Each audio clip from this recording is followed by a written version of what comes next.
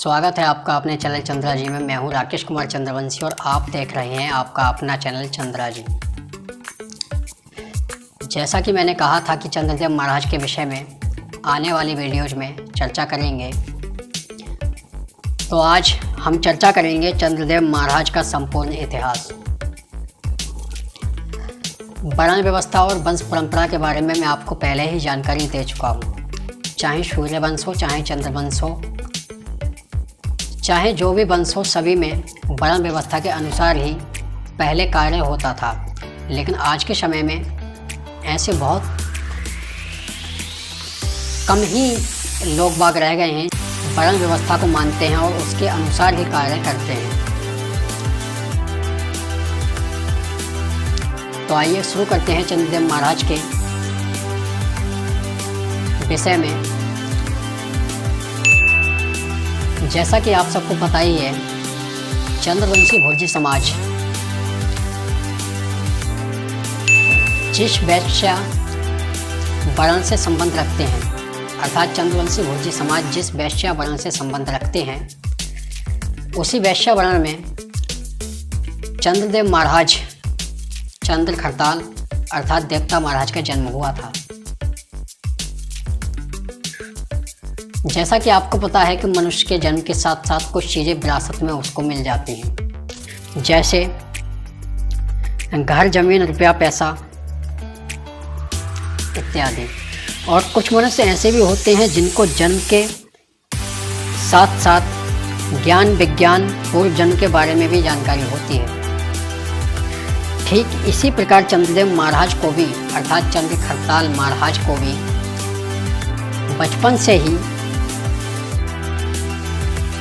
ज्ञान, विज्ञान अर्थात आत्मज्ञान के बारे में जानकारी थी।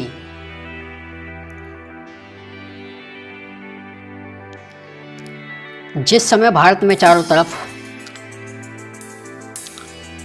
अर्थात हर जगह पर खाने पीने के लाले पड़े थे, साधन संसाधन आदि ध्वस्त हो चुके थे, मनुष्य भूख से तरफ तरफ कर मर रहे थे, ठीक उसी समय चंद्रदेव महाराज ने अनाज को भूनना शुरू किया, जैसे गेहूँ, जौ, चना इत्यादि। और जितना हो सका उतना ज़रूरतमंद भूखों की अर्थात जो भूख प्यास से तरफ तरफ कर मर रहे थे, जितना उनसे हो सका उतना उन्होंने उन ज़रूरतमंदों की सहायता की, अर्थात खाने पीने की वस्तुएं उनके पास में पहुंचाई थी। इनका जन्म भारत की राजधानी दिल्ली में हुआ था।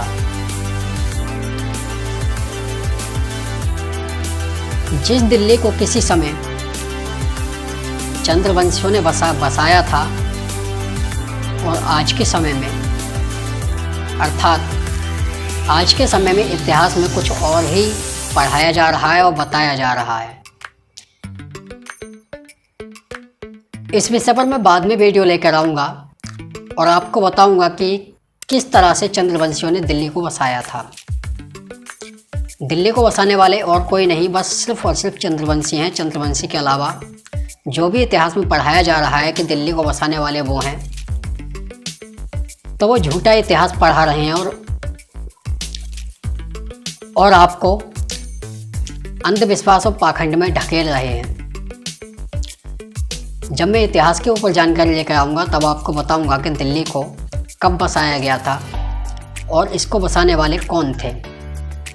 अभी के लिए मैं आपको इतना ही बताना चाहता हूँ कि दिल्ली को बसाने वाले जो भी थे वो चंद्रवंशी ही थे,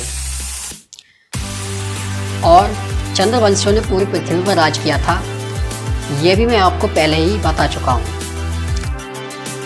आप चाहें तो चैनल पर जाकर वीडियोज देख सकते हैं।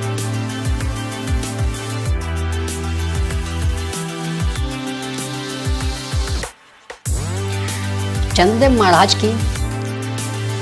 महाराज की माता का नाम पूना देवी था, जिसे कि आजकल चंद्रवंशी भोजी समाज पूना दादी के नाम से जानता है, और पूना दादी के नाम से पूजा, प्रार्थना, उपासना इत्यादि करता है। अर्थात जब भी शादी विवाह होता है तो सबसे पहले चंद्रवंशी भुर्जी समाज में चंद्रदेव महाराज का ही पूजन होता है और पूना दादी का भी पूजन होता है।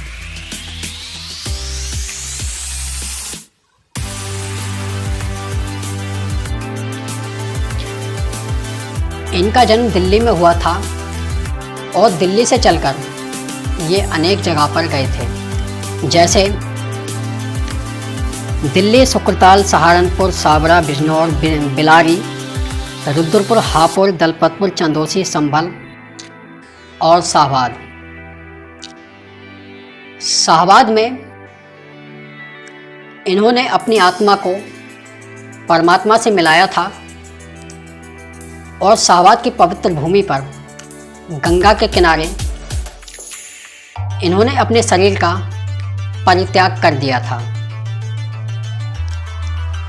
और ये जिस जिस जगह पर गए थे, चाहे दिल्ली हो, सहारनपुर हो, हापुड़ हो, बिजनौर हो, साबरा हो, उन जगह पर आज भी चंद्रदेव महाराज का भंडारा होता है और दूर दूर से चंद्रवंशी भुर्जी समाज आकर इकट्ठा होते हैं और अपनी बात कहते हैं और बताते हैं अपनी परेशानियां कि क्या दिक्कतें हैं, शिक्षा की कमी है, बेरोजगारी है इत्यादि पर चर्चा होती है। जैसा कि मैंने आपको बताया कि इन्हें पहले से ही आत्मज्ञान प्राप्त था, लेकिन आजकल कुछ अंधविश्वासी और पाखंडी लोग चंद्रदेव महाराज को दिन रात बदनाम करने की कोशिश करते रहते हैं और काफ़ी हद तक वो कामयाब भी हो रहे हैं, चाहे भले ही मंदिर के पुजारी हों या महंत हो या कमेटी के सदस्य हों, वो भी इस विषय में कुछ नहीं बोलते। खैर, इस विषय में हम जो बाद में बात करेंगे कि चंद्रदेव महाराज को किस तरह से बदनाम किया जा रहा है और क्या क्या साजिश की जा रही है। आज और अभी के लिए इतना ही। जल्द मिलेंगे आपसे अगली वीडियो में। तब तक के लिए आप सभी को जय श्री राम, जय श्री कृष्ण, सत्य सनातन वैदिक धर्म की जय, चंद्रदेव महाराज की जय।